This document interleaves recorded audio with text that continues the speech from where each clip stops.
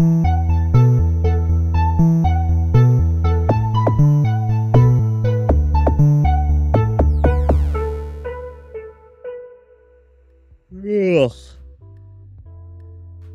Man, I'm not even like tired. I'm just like hot and just sweaty. Had a heat, like kind of an uptick in heat wave these past 2 days, and I have been feeling it very much. Hello, ladies and gentlemen. My name is Connor. Welcome back to another episode of Connor Talks Games. Today, I have had the luxury of being able to finish Halo Campaign Evolved. And in doing so, as both the Halo veteran and longtime fan of the series, compiled some loose bullet points that I want to address today in regards to my thoughts on it, some positives, some negatives, and kind of what my overall opinion of it comes down to. Now, before we get into that, I would actually like to give you all an update as to how things are going for me. So, I've been kind of grinding it out more on Warframe. I'm almost ready for Steel Pass. I got Corinth Prime. I just got Temple actually a couple of days ago, and they're pretty fun. I like them. I think I'm really starting to get into the flow of things now. We're nearing 300 hours. It's actually going pretty smoothly. My love for infested weapons continues to grow, and the second I get my hands on the bubonic, I think I will be very content because I love big shotgun infested arm cannon gopher. I'm currently working through the Star Rail story. I'm going to get back into Zenless. It's been a little bit, but I'm ready to kind of just open up and get back on it. And I think actually an episode on Zenless one of these days would be pretty good.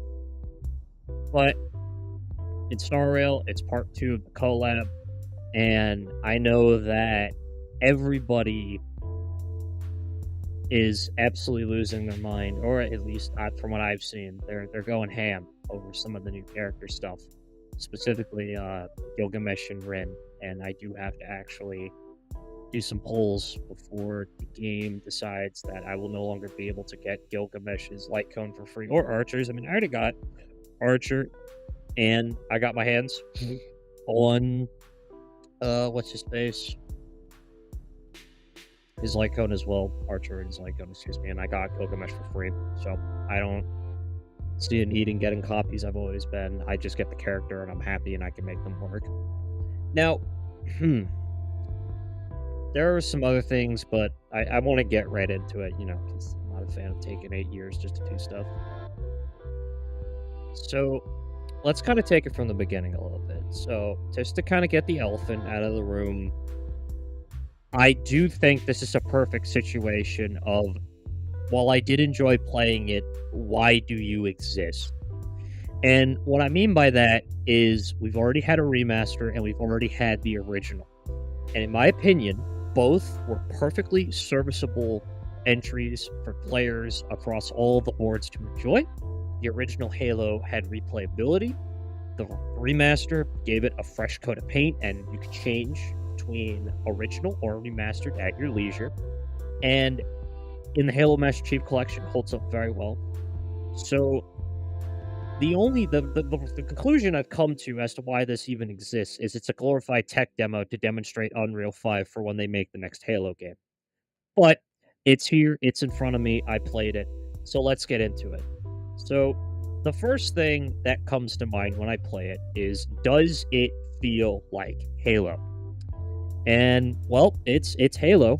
The gameplay's there, the segments of blowing shit up in a Scorpion tank, wanting to blow my brains out in the library on Legendary, going through with finding skulls, and, of course, keeping my eyes peeled for different things. Now, the big draw with Halo Campaign Evolved is the 3 new bonus missions, and we'll cover those, but let's kind of continue along here. So, let's start with gameplay. Now, this is just like the original Halo, but with a stable coat of paint attached to it. And I think that it looks great. You have all of the elements that you would expect, but done in photorealistic graphics. The marines that look nice, the environments are gorgeous, any flood level's nice. Flood puriforms have this really cool thing where they will actually have tendrils leaking out of their flesh that will like pop out when you shoot them. The big combat forms themselves, actually the new enemy they added into the game from Halo 3, is absolutely amazing to fight. You can blow chunks off of their body. They react like absolute insane people when you stick them with a grenade. And overall, it's great. My biggest sort of concern was them handling the flood right. Because up until this point, the last time we had like flood in a game that wasn't cosmetic, looking at you, Halo Infinite, was Halo Wars 2 Awakening the Nightmare. And that one had not only a completely different design, all the orange blobs, but it went completely hard on some of the flood enemy redesigns. But to see that 343 Halo Studios, I'm so used to calling them 343, was able to faithfully recreate them and make them fun to fight was very satisfying. And whoever did the shotgun, by the way, give that person a raise. I cannot stress enough how visceral it is to blast a flood combat form in the face, have its blood pop up on your visor, and it just explodes into chunks. And that's actually something about the weapons. I did not feel at any point like any of the weapons were outclassed, undervalued, or even overpowered. It's like every single one had its purpose, and I found myself on the higher difficulty swapping between what was in front of me at a given moment. Now, obviously, two betrayals, for instance, having a long-ranged option is going to be a bit more preferable than maybe a plasma pistol to poke off infected forms or to deal with the banshees that fly at you. But that brings us to the next point, actually, the bonus weapons. So in the campaign, the biggest thing is the energy sword, the fuel rod cannon, and the beam rifle are usable. And they all feel like Halo Infinite weapons. They feel like they belong, and they're not out of place. By the way, Silent Cartographer, the elite in the doorway who is aura farming, that give that person a raise, whoever did that cutscene again. I don't know who did that, but that is the best cutscene hands down.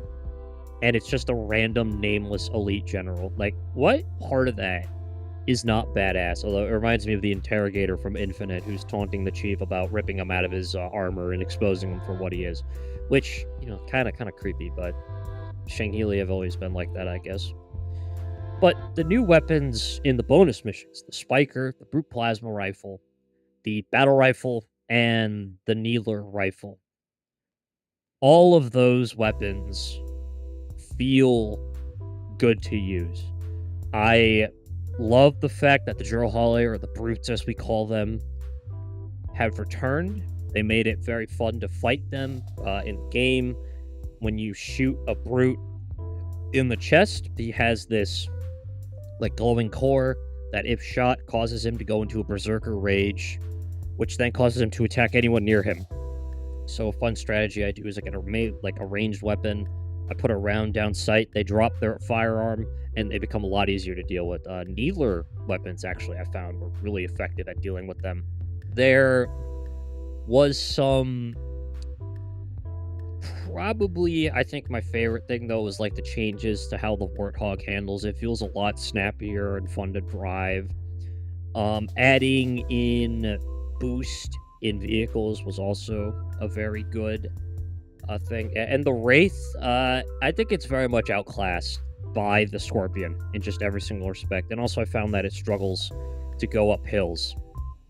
But if there is something I will say, as far as gameplay is concerned, I really was just hoping that, there would be a couple more vehicle sections. So, like, my personal take on the library, for instance, and let's go to level design, is that it is a vehicle level masquerading as a foot slogging level.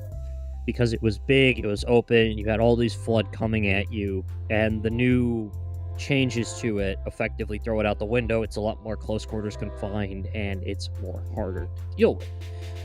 Now, I actually quite enjoyed that. I liked fighting the Flood in close quarters and having to deal with the stress that comes with, because in my opinion, the best Flood engagements are the ones where you have to take those corners, get neck and neck with them, and really dig your feet in. Even though the pod infectors can be so damn annoying, it's not even funny. But, you know, I know it's not the most popular opinion, and a lot of what I'm saying I know is not often a community held sentiment. But I do legitimately feel like, they did a very good job with making it so that the art, the layout, and generally speaking, the overall vibe was very much there. Like, going on Halo, everything to the Pillar of Autumn, to any of the Forerunner structures, to even the Covey ship and the bonus missions, all felt like, this is OG Halo. I feel like I am playing the original, but with a fresh coat of paint. But again, I'm going to hearken. It's like, why does this exist territory? So, that's kind of how it is on that front. Now, something I will say is I'm not a fan of the Cortana redesign. I don't like how she looks. I thought the original design fit the bill more for an AI than anything else. Story-wise, it is what it is, I guess. But it's not the fault of the voice actor, but I really personally don't like how much hand-holding is in the game. So let me actually give an example. Let me try to let me think of a level here. Okay, Halo. So Halo, second level of the game, has a segment where the chief has to find 3 Marine squads and regroup with them and get them evac'd.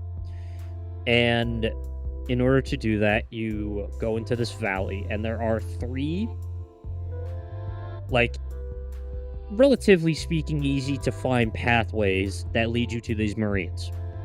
And in the original, when you find 2 of the squads, the last one gets a waypoint, which then you can take immediately to go. Now, my problem in Halo Combat Evolved is how much handholding it does. So let's say if that was the original, the new one has a thing where, unfortunately, Cortana will continuously point out, and with waypoints, might I add, what to do, where to go, how to do it. And look, I'm not against providing a helping hand to the newer generation of players, because, that's what you should do, effectively. The problem lies when I want to be able to experience the world, and I'm not dumb. I like to think that I have the ability to infer where to go and how to do it. But the game assumes that I've never played a first-person shooter before, or I don't know how to flank, aim for the weak spots on a hunter, or even just, look at the right area and make the right call. No. It's annoying. Truth Reconciliation, for instance. There is a moment where, right before you're about to board the ship, when you're going across the side of the canyon, Cortana will say you have to flank left to get a waypoint on them. Or she will continuously say, Chief, take cover over here, or Chief, go over there. It's just annoying, and I feel it really detracts. And the Chief is guilty of this as well, in the 3 bonus missions as well. He speaks quite a bit. But it's okay. I don't really feel personally insulted when that happens. I'm very, you might notice I'm being very, merciful with this, and I do think that it wasn't its fault that it was decided to be born, so we might as well just judge it the best we can type situation. But so far, really, it's just, this is Halo, but repackaged with fancy graphics and under the original. So I can safely say the original is now a trilogy. Not the original trilogy, the original trilogy, which is going to be so funny. Say that 10 times fast. Original trilogy, original trilogy. Ugh. The musical selection, I was a little disappointed in. And you might be saying, like, why? The Halo OST is always great. I know. The problem is, there was not a single original track to be found on the 3 bonus levels. And that, to me, it's so, like, why? I don't like that. That's kind of bad. But the real bad thing, in my opinion, is this game is maybe around 8 to 10 hours. Maybe 5 if you played it before. I was taking my time, so it took me about 8. The standard edition is $50. The premium edition, which adds absolutely nothing substance-wise, it is just for skins, is $70 or $20 separately. $50 for what is effectively just a single-player campaign with replayability through the form of skulls and finding terminals is way too much money to ask. And it's painful. If you don't care about fancy graphics and you want to get the original Halo experience, then the Halo Master Chief Collection is $40, and that will get you all of not only the original trilogy, but also Reach, ODST, and 4. That's 6 games for the price of $40. Or you could spend $50 and get 1 game, which was a remake of a game that already came out twice, and adds really nothing conceptually aside from the bonus levels, which even then, I would say if you're a veteran, do not buy this unless you really, really want to play those levels. Then you're completely fine skipping this. I bought it because I'm a hopeless addict who just wants something to sink my teeth into, and that this is all I got at the moment, and so be it. But now that we've kind of gone over that, I do want to address another thing that was on my mind. So, if anyone who has ever played Halo ever might have noticed, Sergeant Johnson does not have his original voice actor. And I am mixed on this. I will always, always, always, in this life and the next, say that the original Sergeant Johnson voice actor was the best. There was no debate on that. It was set in stone the minute that man decided to do absolute insane levels of voice acting skill. Now, the new person who actually, let me pull them up here. It's your voice actor. Yeah, I probably should have been more prepared for this, but I kind of like doing it unscripted because it's just more fun to do. Yeah, so David Scully was the original voice actor, and Mr. John was the new recast for Sergeant Avery Johnson. Now,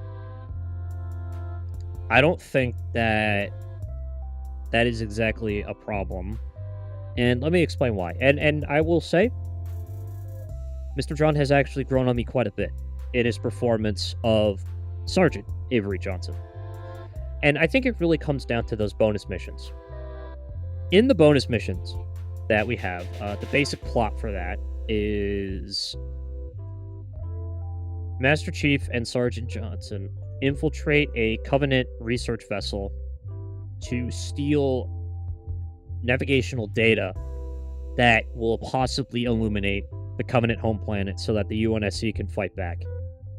And I think that this gives us a very much needed bonding experience with this new voice actor.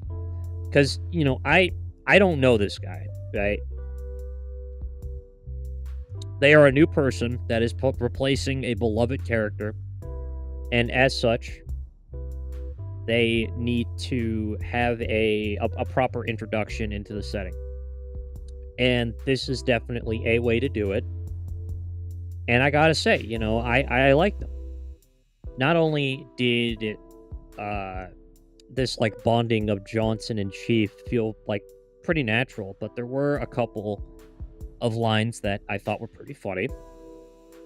Particularly any of the times that Johnson decides to double tap a dead Covey. That was pretty great. But I think overall, I did like those missions.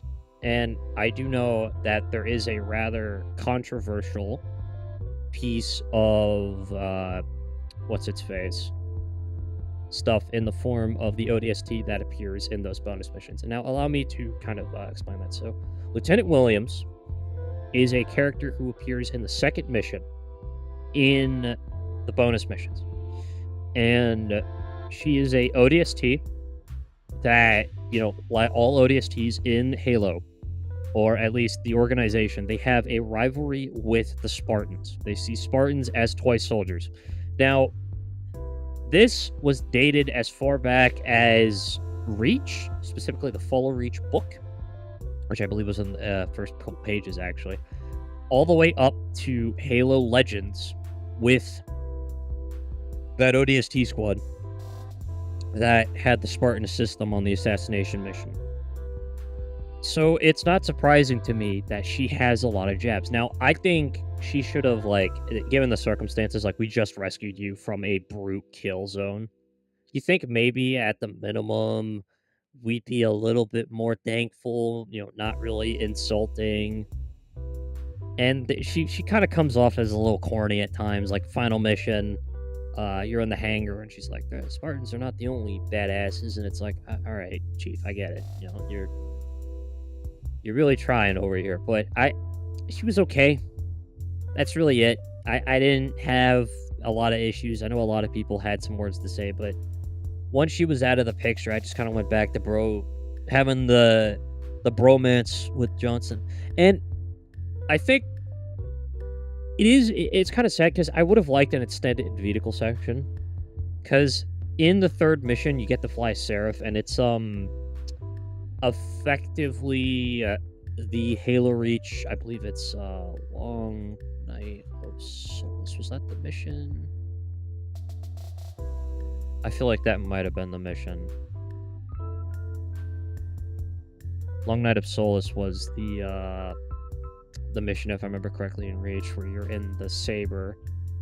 Yeah, it's in the Covenant Supercarrier, where you're in the Saber and you're going around that. And we did that with a Seraph.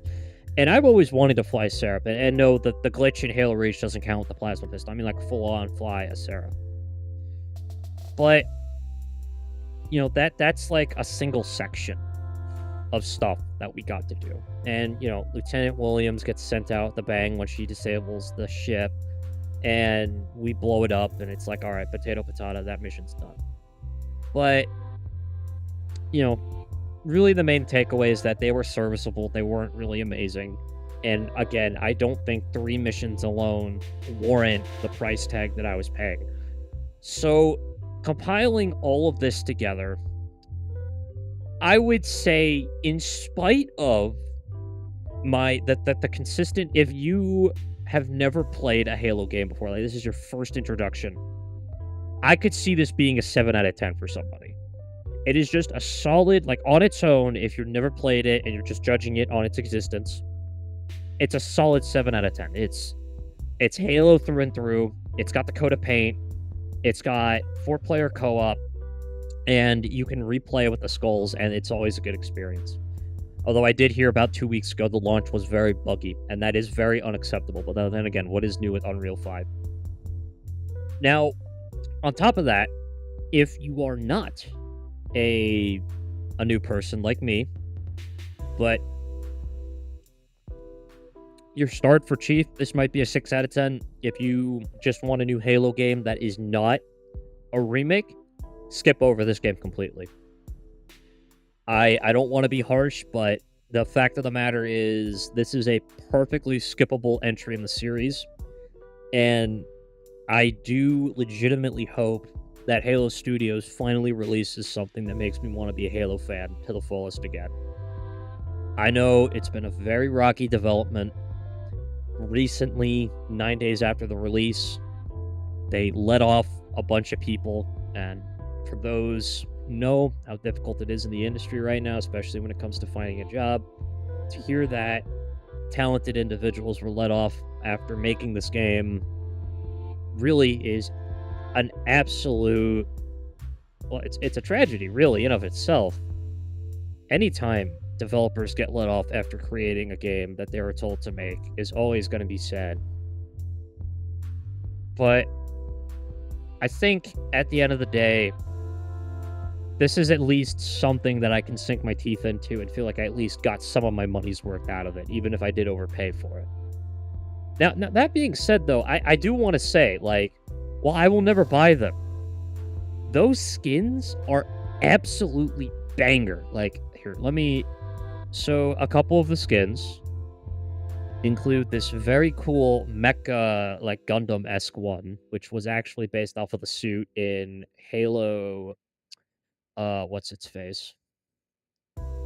In Legends. Yeah, no, so... Campaign, Evolve skins. The, what is it? I think it's the Banished ones are pretty cool. I thought that was pretty neat, but yeah, no, so there are a lot of skins that they came out with. Specifically though, I'm looking through a list here right now. So yeah, no, Heroic Portent's pretty neat, but where's the one that had the Splintered Warden? Looks like a Needler. Lochagos, I think that's how you say it. That's the Spartan one. Mobile Armor Type 117, that's Chief in the thing. Timberwolf. Okay, so Timberwolf. That was... It kind of looked like the Banished one, which I thought was pretty neat. Although there's also a Jestal, which is, if you're a hunter, it's the hunter skin, effectively. But yeah, no, it is what it is. So I do want to take now just a tiny bit of time to say that the support we have been getting recently on some of the videos, because we have noticed an uptick, means the world to both me and Sam. You guys really don't understand how much work goes on behind the scenes when it comes to making one of these episodes. No, I just yap, right? That's what I hypothetically get paid to do. I come on here and I yap. But the person who really makes these episodes come to life is Sam. You know, he does all the audio editing. He does all of the art. He ensures that, you know, he gives me feedback on stuff. I know we also have our intern in the background over there. Red, I see you. You're doing good. Keep up those KPIs, man. Really. Good to have you back. And I would also now like to extend a heartfelt gratitude for everyone who applied to our second ever summer internship program. I know it was around 2 months ago, and I apologize if I wasn't able to get to all of you, or I may have gotten overwhelmed in responding to all of you. But for what at the time was a 2-man operation that we were running to try to get it all going, we at Project Cyclone Productions truly and most graciously appreciate the combined 700 applicants in the games division alone that we got.